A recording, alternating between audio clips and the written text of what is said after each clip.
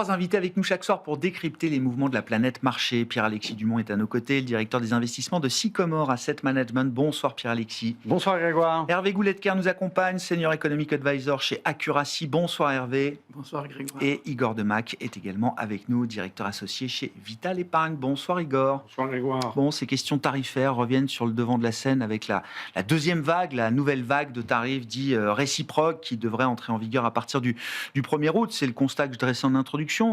Igor, pour des marchés d'actifs risqués, que ce soit les actions ou le crédit, ça a l'air d'être devenu presque un non-sujet.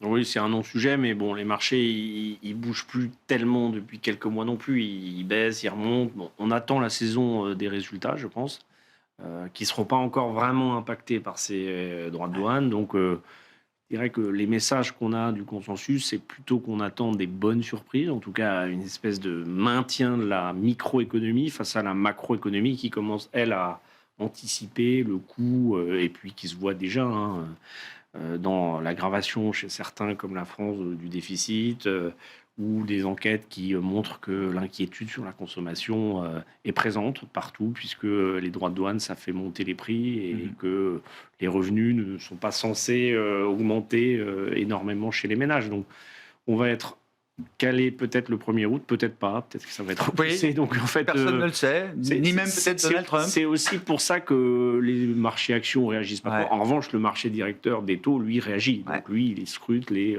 trajectoires budgétaires et puis aussi les trajectoires plus long terme de croissance potentielle du PIB, parce que l'exceptionnalisme américain était fondé sur une croissance notoirement plus importante que l'Europe, notamment.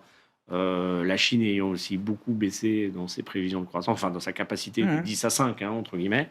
Bon, et ça, c'est une vraie question. C'est une vraie question moyen-long terme que les taux d'intérêt sont censés, en tout cas sur la partie longue de la courbe, à laquelle les taux sont censés apporter une réponse. Mais restons sur la micro, ça m'intéresse. On peut encore compter sur la résilience des corporates, de corporate America, la capacité à être agile dans un environnement toujours plus, je ne sais pas comment dire, frictionnel peut-être. Je crois que si vous regardez la pondération des indices et la masse de résultats produits par les valeurs technologiques, vous avez déjà la réponse. C'est-à-dire, si elles publient bien, je ne dis pas que le reste doit mal publier, mais c'est d'abord un point de focalisation pour tous les investisseurs. Et puis, c'est des masses tellement importantes que c'est déjà un leapfrog, un saut de mouton. On ne regarde pas trop le problème tarifaire. On se dit que ça marche dans la techno US. Et la techno US, c'est la suprématie US. Ouais. Et c'est America Inc.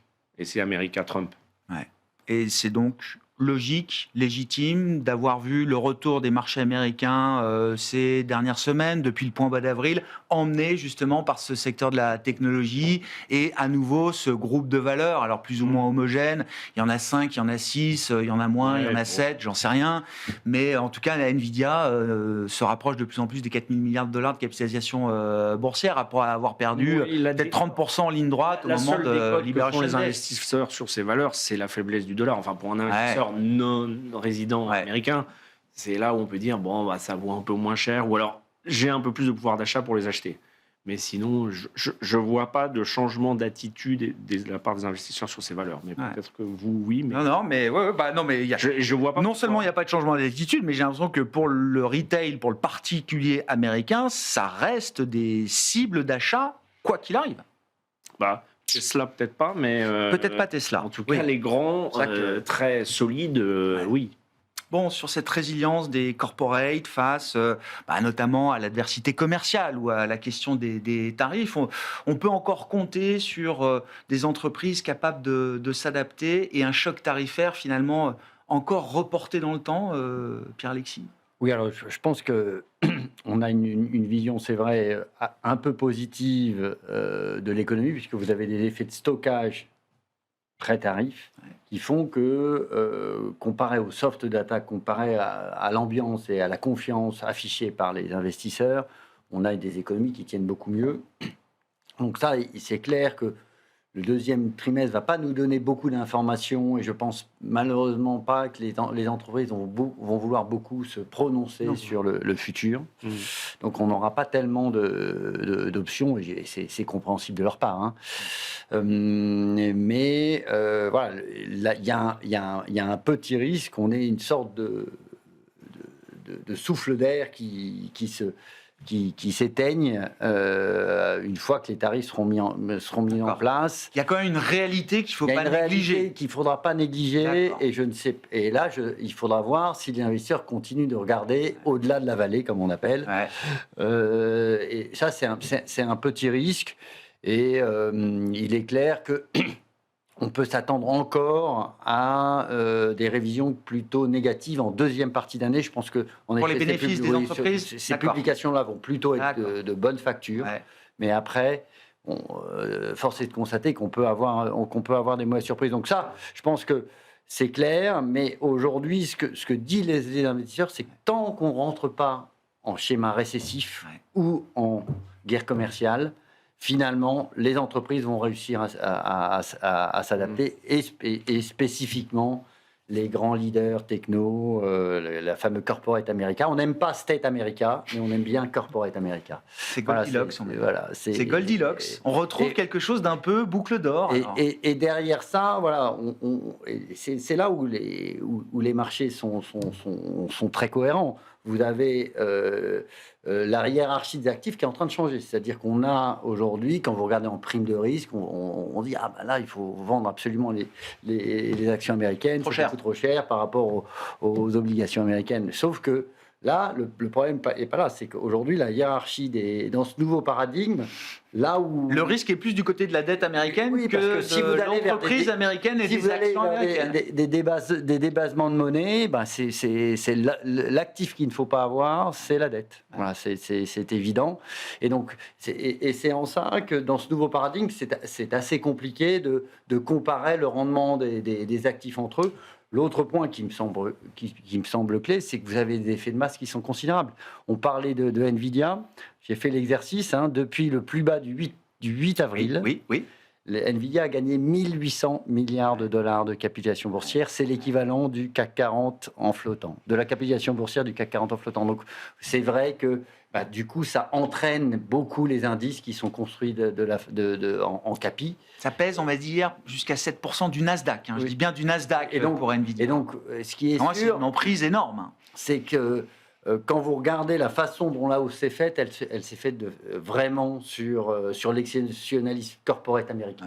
Voilà. Donc c'est sur l'innovation américaine, la techno, un peu la santé. Et ce pilier-là de l'exceptionnalisme américain, finalement, les investisseurs y accordent encore non seulement de l'attention, mais de la confiance. Aujourd'hui, déjà, vous n'avez pas l'équivalent. Et force est de constater que les investisseurs peuvent douter de la capacité des Européens à sortir des leaders de ce type. Non, mais la Chine. Les Chinois, oui. Il n'y a pas d'équivalent jusqu'à ce que DeepSeek arrive. Je rappelle que c'était quand même l'événement du 20 janvier dernier, au-delà de l'investiture de Donald Trump. Alibaba, vous avez quand même des belles choses. Mais c'est des marchés de capitaux qui ne sont pas accessibles. C'est des marchés de capitaux qui ne sont pas accessibles. Voilà. Et donc, de ce fait-là, clairement, pour l'instant, les gros investisseurs disent c'est là qu'il faut être. Après, la vraie bonne question qu'il faut se poser, est-ce que la politique mise en œuvre par Trump, si elle dure, va permettre à ces sociétés-là de rester leader en innovation et créer l'écosystème qui fait que l'innovation va rester aux États-Unis avec des effets de masse qu'on connaît. Bon, ce poison lent des tarifs, Hervé, on évoquait là dans l'émission ces derniers jours l'idée alors pas d'un choc, pas d'une rupture, mais d'un poison lent finalement, à diffusion lente, mais à diffusion quand même. Oui, alors... 3 mois, 3 semaines, la prochaine fois sera 3 jours pour négocier. Non, mais en fait, on n'en a aucune idée. Dans tous les cas, oui, il y a un poison lent, c'est-à-dire que l'image du monde est en train de changer. Et je pense que le paradoxe qu'il faut comprendre du côté des marchés, c'est que l'image du monde à moyen terme, on la voit, je peux en dire 2 mots. L'image du monde à court terme, on n'en a aucune idée. Et je dirais que sur les marchés, c'est exactement l'inverse. L'image des marchés à moyen terme, on n'en a aucune idée. L'image des marchés à court terme, on comprend un peu. Et en fait, il y a ce paradoxe, et c'est ça qu'il faut savoir gérer. À court terme, l'économie, on ne sait pas bien. La politique commerciale de Trump, on ne sait pas où elle nous mènera. Y aura-t-il des mesures de rétorsion par les autres? On voit que Trump menace. Est-ce que ça suffira? La politique budgétaire de Trump, on la comprend un peu mieux parce qu'on a une loi. Mais en fait, on voit bien que à aujourd'hui, on nous dit qu'il faut accepter un déficit des comptes publics américains de 6 à 7 points de PIB ad vitam aeternam. Est-ce que les marchés de taux vont rester calmes là-dessus? Bon, finalement, il y a plein d'inconnus, et donc mettre des chiffres, c'est s'amuser, parce qu'on ne sait pas. Par contre, à moyen terme, on voit bien, il faut passer de la politique à l'économie, la politique internationale, la géopolitique, on voit bien que le monde est en train de devenir plus petit. On va avoir plus de mal à trouver du sourcing en dehors de chez soi, en commençant par des choses très importantes comme les terres rares. Les marchés, les opportunités se referment. Donc en fait, il faut bien voir que le commerce mondial a quand même été l'un des grands moteurs de la croissance au long des dernières décennies. C'est en train de se refermer. Et puis, il ne faut pas... Ça se referme ou ça se recompose? Ou c'est les deux? La recomposition implique que ça se renferme aussi un peu? Il y a une recomposition, on échange entre soi. Et puis, si on échange entre soi, par exemple, entre occidentaux, si tant est que le mot ait encore du sens, ça fera moins de croissance que si on échange avec les Chinois ou les Indiens. Pour une bonne partie du monde, les échanges avec la Chine n'ont jamais été aussi importants. Oui, mais c'est un autre monde que le nôtre. Ouais. Et puis, il ne faut pas oublier que dans ce monde qui est en train d'apparaître, où tout le monde va se méfier les uns des autres, où en fait, il n'y a plus une hégémonie américaine, le monde devient pluriel et instable. Dans ce cas, le comportement des États-Unis, je vis au-dessus de mes moyens, mais ça n'a aucune importance. Tous les capitaux du monde veulent venir chez moi, donc je n'épargne pas, tout va bien. Mais en fait, ça ne va plus être possible. Donc, on va avoir une contrainte, et c'est ce que le dollar nous dit aujourd'hui, on va avoir une contrainte sur la taille du déficit, et ça veut dire aussi que les Chinois vont devoir consommer plus, et que les Européens vont devoir faire des efforts d'investissement qu'ils n'ont pas fait jusqu'à maintenant. Donc en fait, il y a ces changements-là. Et puis, en termes de politique économie, l'antagonisme que l'on a dans tous nos systèmes, la montée de l'illibéralisme, ça fait quand même des fonctionnements de politique et de politique économique. Moi, c'est Trump avec son déficit. Et donc, ça, c'est la vision de moyen terme. Et c'est ce qu'il faudrait intégrer en termes de stratégie de marché. Du côté des marchés, comme on n'a pas fait l'effort, où on ne sait pas le faire à aujourd'hui, on est dans le court terme. Dans le court terme, c'est tellement simple. Alors, il y a du côté des actions et du côté des obligations. Mais du côté des actions, vous dites, je joue les tendances. Alors, la tech, c'est une tendance. On peut dire que la santé, c'est une tendance. On peut dire que la défense, c'est une tendance. Et en fait, par défaut, vous jouez ça. Ça marche plutôt pas mal, et puis voilà. Et puis, moi, je pense que c'est le marché obligataire qu'il faut que l'on écoute. Bien sûr. Le marché obligataire, l'or.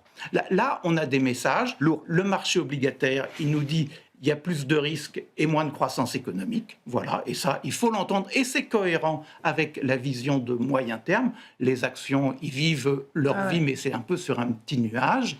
Et donc, le court terme sur les marchés. Mais en fait, le problème, c'est qu'il faut savoir rester agile parce qu'à un moment, il y aura une confrontation entre le court et le moyen terme. Bon, note de blog de 2 économistes de la Banque Centrale Européenne sur la proportion du commerce qui est fait entre la zone euro et les pays dits illibéraux ou sous dictature, etc. Et c'est une part du commerce qui augmente, et notamment pour, vous l'avez cité, pour des matières premières critiques à la transition, en l'occurrence, et les terres rares. Donc, il y a une petite note de blog pour ceux qui s'intéressent à ce sujet-là.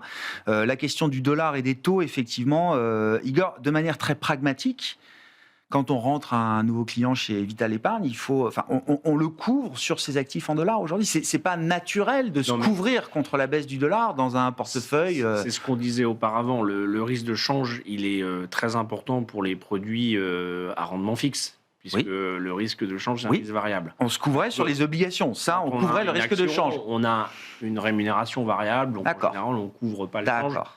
Bon, les clients qui sont en zone euro, il y en a peu qui veulent du dollar. Alors aujourd'hui, c'est pas du tout à la mode de vouloir du dollar parce que ça baisse, mais c'est justement quand ça baisse qu'il faut acheter. Déjà, après la dédollarisation, j'irai pas trop vite en besogne. Ça, c'est quand les matières premières ne seront plus libellées en dollars. Mais quand j'entends des gens dire oui, l'or a monté, oui, mais en euros, elle a baissé. Non, oui. Voilà, donc... Il faut corriger de 10%. Voilà, donc... Un bon 10%. Moi, je ne fais pas de gestion monétaire, de gestion cambiste. Forex, parce qu'en fait, c'est très, très dur. Je pense qu'il faut accepter le fait que les économiques moyen-long terme des États-Unis sont vus comme plus faibles qu'avant. C'est le message que nous donne le dollar. Est-ce que c'est tendanciellement vrai et dans quelle mesure? Parce que si on passe de 3% de PIB nominal potentiel à 2, voire 1,5, bah c'est sûr que le monde va vraiment changer. L'hégémonie américaine va vraiment se réduire au fur et à mesure. Mais je reprends ce qui a été dit, c'est les États-Unis, 80-90% de la circulation des capitaux dans le monde. Ça, si ça change, et ça devrait normalement changer, parce que c'est pas possible d'avoir un pays, certes, qui représente 25% du PIB mondial, mais qu'est-ce qu'on fait des 75 ? Alors, ils auront des problématiques de monnaie, convertible ou pas, c'est la Chine. Nous, on a une très belle monnaie, entre guillemets, qui pourrait servir.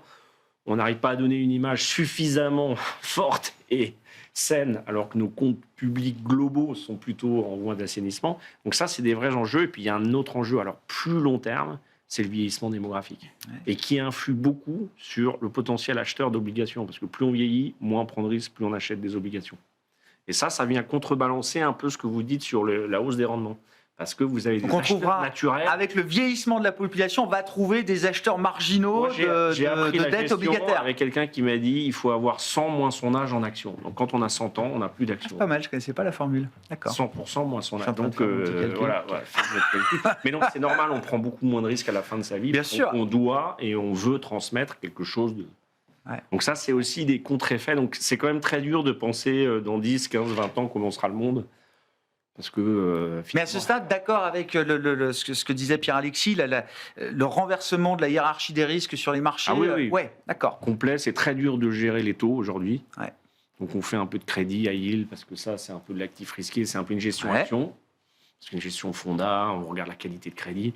Mais tous les gérants obligataires qu'on rencontre, ils ont beaucoup de mal à nous dire le point de courbe, là, il est intéressant. Ils sont pris à revers tout le temps. Et le problème, c'est que quand vous faites la gestion obligataire, c'est une gestion qui ne doit pas perdre de l'argent. Ouais. Donc, quand vous avez des VL qui sont négatives, le client, il n'est vraiment pas content. C'est intéressant sur ce marché obligataire. Parlons des taux, bien sûr. L'épisode britannique, le laboratoire britannique est toujours intéressant. Donc, les larmes de Rachel Reeves déclenchent un moment de mini-crise, j'ose pas dire crise, sur le marché obligataire britannique, en mémoire de ce qui s'était passé avec Liz Truss en octobre 2022. Donc dans des proportions qui ont été beaucoup plus mesurées il y a une semaine de cela, mais qui montrent que dès qu'un gouvernement s'écarte ou semble s'écarter du narratif macro ou du narratif d'orthodoxie budgétaire qui est le sien, en l'occurrence du gouvernement travailliste britannique, les marchés peuvent partir très vite, très fort, quoi. Vous savez ce qu'on dit, hein, il faut des années pour bâtir la confiance, quelques minutes pour créer la défiance. Voilà, et donc malheureusement pour les Royaumes-Unis, Liz Truss, ça ne va pas s'oublier de sitôt. Hein. C'était plutôt une économie et une banque centrale qui étaient très respectées. Voilà, il y a eu un certain nombre de choix politiques qui ont été faits, donc il y a un peu moins de parapluie. Et aussi une transition économique qui est pas simple à faire au Royaume-Uni avec de la dette. Donc c'est clairement... des rappels à l'ordre pour tout le monde. Je voyais au Japon là. Alors désolé, je suis pas la politique japonaise au jour le jour. J'ai découvert il y a quelques temps qu'il y avait des élections sénatoriales à la fin du mois au Japon, que potentiellement la majorité pouvait évoluer autour de ce scrutin et que l'opposition japonaise, qui a jamais le pouvoir, demande effectivement des efforts, enfin une dépense budgétaire beaucoup plus importante que l'autre. Et tout de suite, on voit sur des 30 ans japonais que ça a de l'impact. Oui, mais la base est faible. La base du taux est faible. Donc, tout petit mouvement, relativement... On est quand même à 3% maintenant sur du 30 ans. Mais là, je pense que sincèrement, les investisseurs, et c'est pas qu'aux États-Unis, c'est vraiment sur tous les États, commencent à acheter la théorie des rendements décroissants. C'est-à-dire que la croissance dopée au déficit budgétaire, ça marche pendant que vous faites du déficit, et puis une fois que vous avez fait votre déficit, faut faire plus de déficit pour recréer de la croissance. Donc on est dans ce système-là. Et là, aujourd'hui, ce qu'on vous dit, c'est que moi, je préfère acheter du corporate plutôt que du state. Voilà, c'est plus généralement, globalement. Oui, globalement.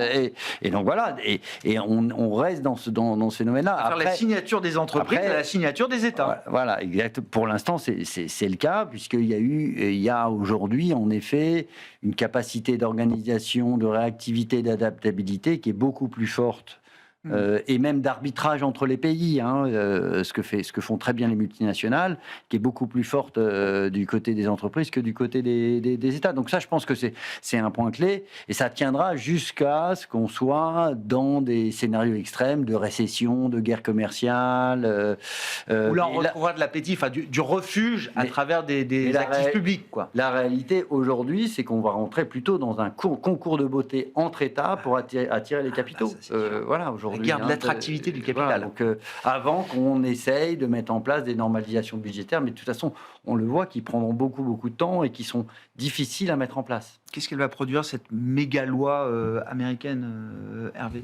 On est toujours le marché, enfin alors on évoquait les marchés actions et les marchés obligataires, mais plus de déficit, ça reste l'idée que ça génère quand même de la croissance? Alors, c'est pas plus de déficit, en fait, c'est une stabilisation du déficit autour des niveaux actuels, à haut mais niveau, ad vitam aeternam.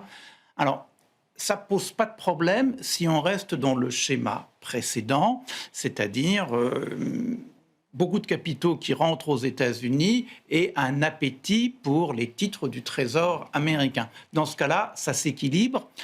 Si on a moins d'investisseurs étrangers avec un stock de refinancement qui est le même, dans ce cas-là, c'est pas compliqué. Il faut trouver, par la théorie des vases communicants, d'autres acheteurs. Alors, soit c'est les acheteurs privés, et là, le vieillissement de la population peut peut-être aider, croisons les doigts, soit c'est la Banque centrale. Ouais. Et en fait, on comprend bien que lorsqu'on dit soit c'est la Banque centrale, ça veut dire que le travail de réduction du bilan de la Banque centrale, il faudrait qu'il s'arrête. Et puis, ça veut dire une connivence entre la Banque centrale et le Trésor. Et en fait, ce qu'on voit aujourd'hui autour de Jérôme Powell, qui est-ce qui pourrait le remplacer? Ça serait bien qu'il parte plus tôt.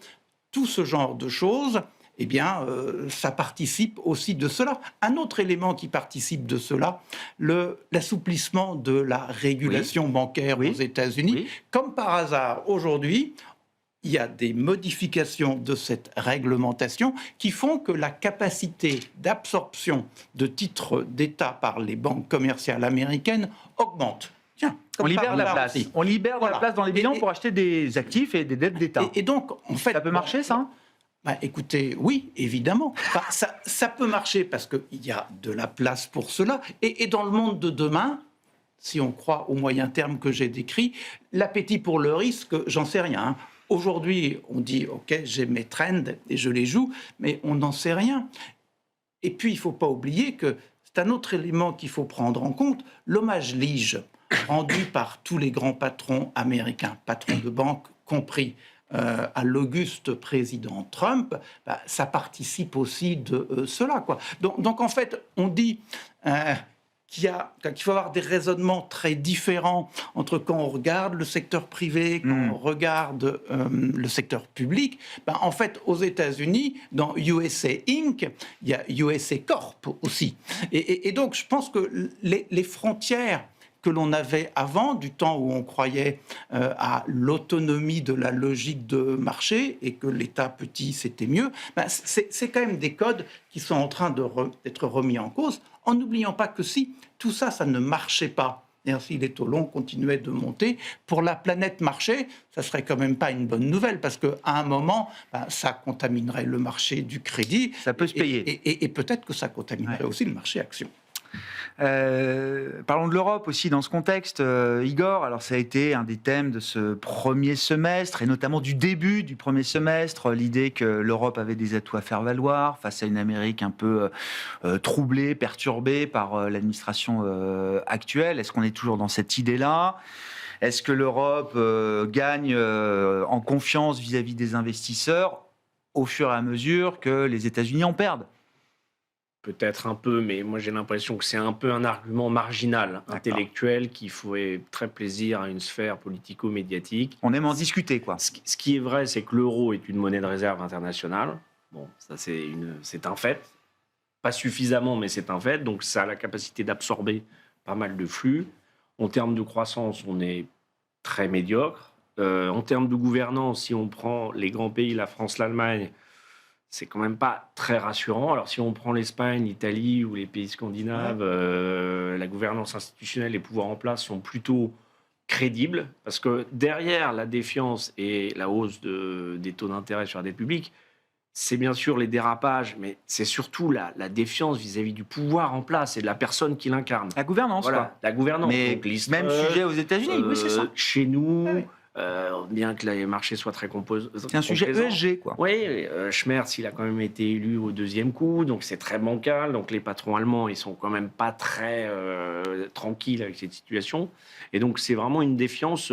Et aux États-Unis, on a une certaine défiance, pas tellement sur l'institution américaine, mais sur les ups and downs des discours. Et quand on traduit ça du point de vue des marchés actions, le marché actions européen aujourd'hui est à son prix dans son ensemble. Quand on a dit ça... Le marché européen, non. il sera toujours décoté par rapport au marché américain, Alors. tant que 90% des flux iront de l'autre côté de l'Atlantique. Déjà, ça c'est une... Donc ça n'a pas changé. Hein. Bon, Vous voyez, ça, la semaine dernière, encore, les flux déjà. repartent vers les actions et la tech américaine. Alors, deux choses. Les discussions sur les tarifs ont déjà fait une partie du boulot, c'est-à-dire faire baisser le dollar et faire monter toutes les autres monnaies exportatrices, francs suisses, euro, etc. Donc ça, c'était quand même son premier objectif. Il l'a atteint.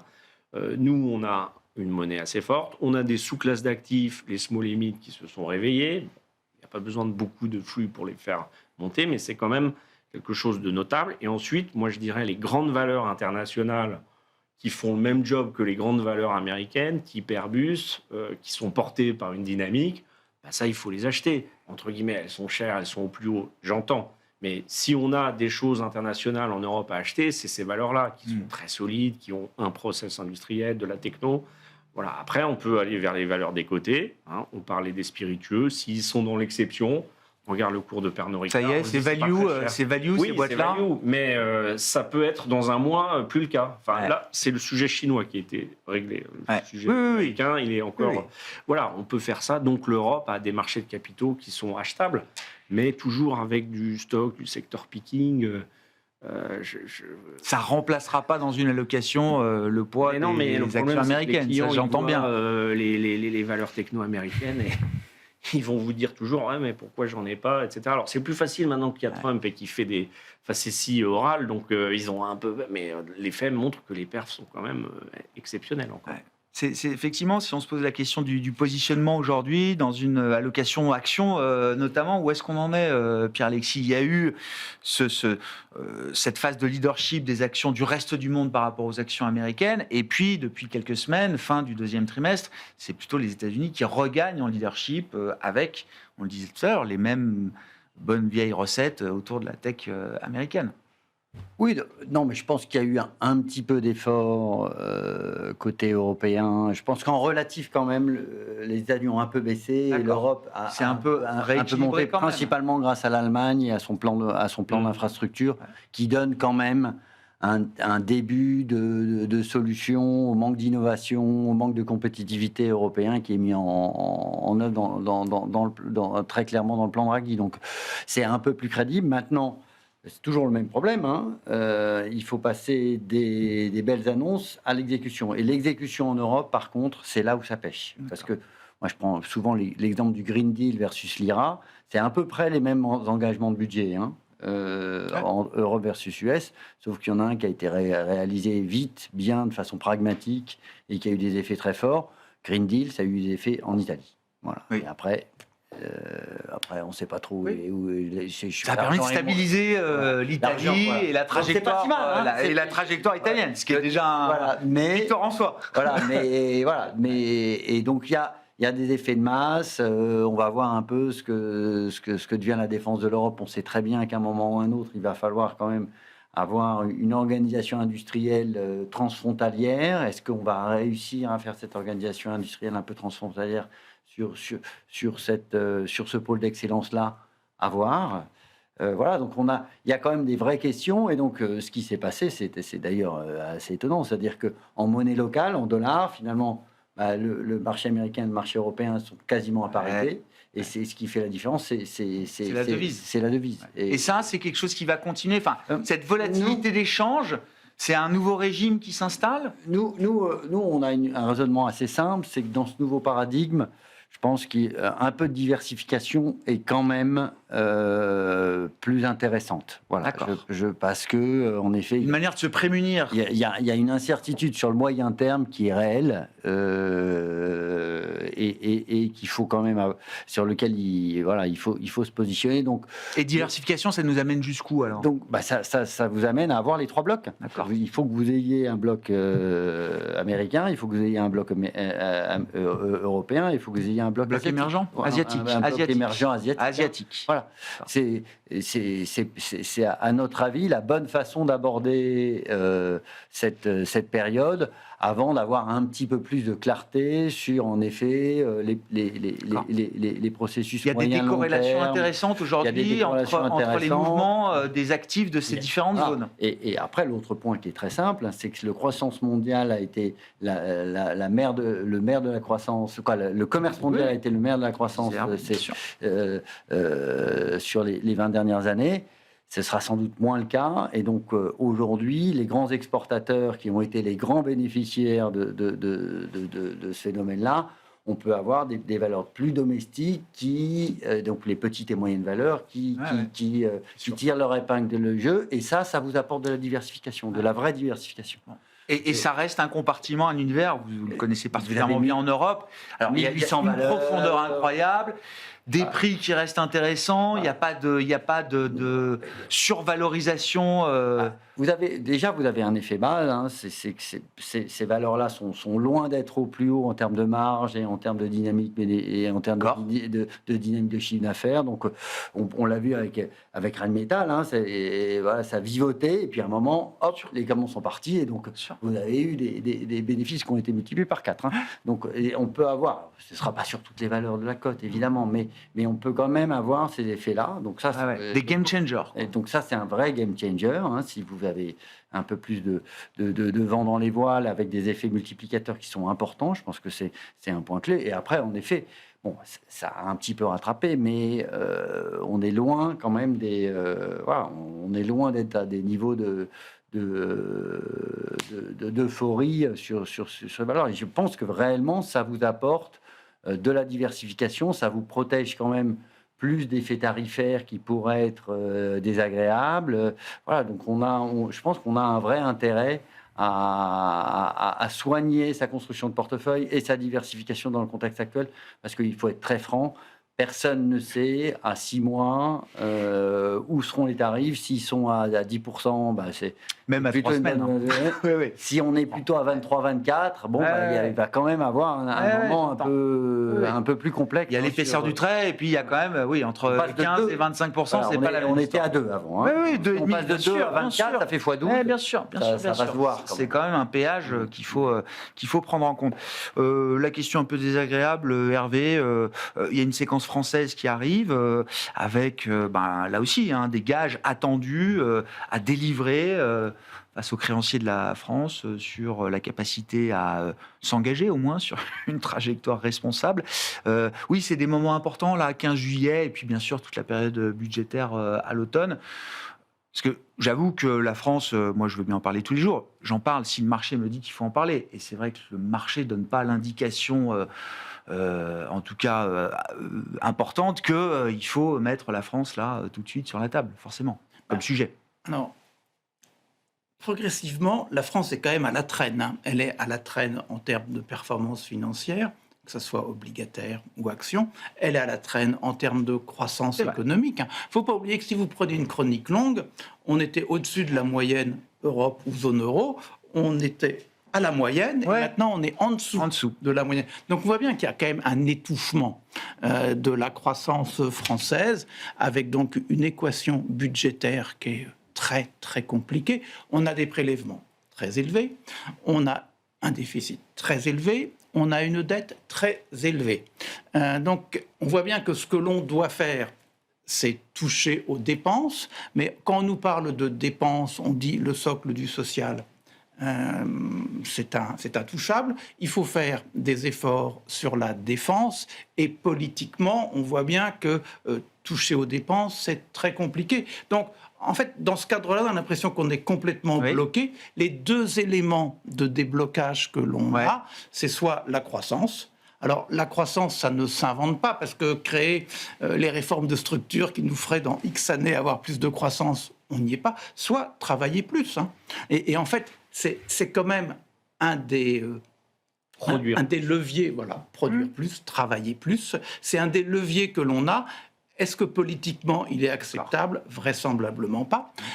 L'autre levier, puis après il y a un tour de passe-passe, l'autre levier c'est se dire, mais finalement dans mes prélèvements, est-ce que tout est bien du domaine du public ? Par exemple, est-ce que les retraites, ça doit faire partie des prélèvements obligatoires ? La retraite de base peut-être, les retraites complémentaires, on pourrait très bien avoir un débat et on arriverait à la conclusion, non. Le chômage, non. C'est-à-dire que dans les prestations sociales, ce qui est du domaine de l'universel peut être mis dans un budget collectif, ce qui est du domaine de l'individuel. Et donc, on peut sortir des choses, on peut sortir des déficits. Et puis, la solution, parce que là, on voit bien que la croissance ou la définition, c'est oser.